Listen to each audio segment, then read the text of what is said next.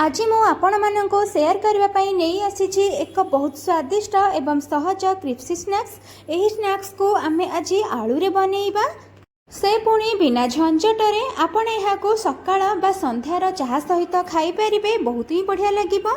आपण एही स्नैक्स थरे खाइबे ना बाहरर जलखिया खाइबा मध्य भूली जिबे। तेणु भिडियोटी को शेष पर्यंत देखंतु। भिडियोटी भल लागिले लाइक करिवे, शेयर करिवे। आपण जदि मो चैनल ले नुआ आसीथिबे ताले सब्सक्राइब करि देबे। एबे चलंतु हमर एही सुंदर रेसिपीटी स्टार्ट करि नबा। नमस्कार, मु रोजालिन आपण मानकु स्वागत करूछि आरएस सानवी होम कुकिंग को। प्रथमे मु एठी 3टी कंचा आलू नेछि। एबे हमें आलूर चोपा छड़ाई नबा। एठी देखंतु आलूर मु चोपा छड़ाई नेछि। आपण भी ठीक एमिति चोपा छड़ाई के क्लीन करि नेबे। एबे हमें आलू को ग्रेट करिबा, तो सेथि पई एठी मु गोटे ग्रेटर नेछि। एबे हमें ए ग्रेटर सहायता रे आलू को ग्रेट करि नबा। आपण जदि अधिक परिमाण रे जलखिया बनेबा को चाहउचंती ताले सेही अनुसार आपण आलू व्यवहार करिवे। एठी देखंतु आलू को मु ग्रेटर सहायता रे भल से ग्रेट करि नेछि। आपण भी ठीक एमिति ग्रेट करि नेबे। एबे चलंतु आलू को हमें भल से क्लीन करिकि नै आसीबा। तो आलू को ये मु 2-3 थर धोईकी क्लीन करके नहीं आसी। आपण भी ठीक एमिति 2-3 थर धोईकी क्लीन करके नहीं आसबे। एबे हमें सेथेरे पियाज दबा। तो ये मु गोटे बड़ साइज रो पियाज को छोट छोट पीस करके काटिकी नहीं जाइछि। एबे हमें पियाज को देई दबा। राग पई एठी मु कंचा लंका यूज करिछि। आपण जदि पिलांग पई बनेबे ताले कंचा लंका स्किप करि परिबे। एठी मु नेछि गोटे बड़ चम्मच अदा रसुण रो पेस्ट। अदा रसुण पेस्ट दबा द्वारा स्नैक्स रो टेस्ट बहुत ही बढ़िया आसीबो। एबे हमें एथिरे कॉर्नफ्लोर दबा। तो एठी मु 2 चम्मच कॉर्नफ्लोर दे दोछि। आपण जेउ परिमाण रे स्नैक्स बनौथिबे ताको देखिकि आपण कॉर्नफ्लोर यूज करिवे। एबे हमें बेसन यूज करिबा। तो एठी मु 3 बड़ चम्मच बेसन यूज करूछि। एबे हमें सेथिरे यूज करिबा राइस फ्लोर। तो ये मु राइस फ्लोर 2 चम्मच दे दोछि। आपण जेतिकी कॉर्नफ्लोर नैथिबे राइस फ्लोर ठीक सेतिकी ही नेबे। एबे हमें सेथिरे किछि मसला ऐड करिबा।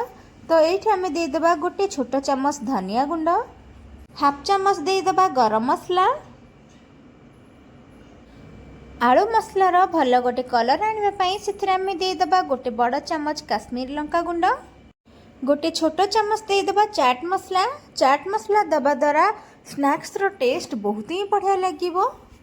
एबे हमें स्वाद अनुसार लूण दे देबा। आपण जेतिकी परिमाण रे आलू नेइथिबे ताको देखिकी आपण स्वाद अनुसार लूण दे देबे।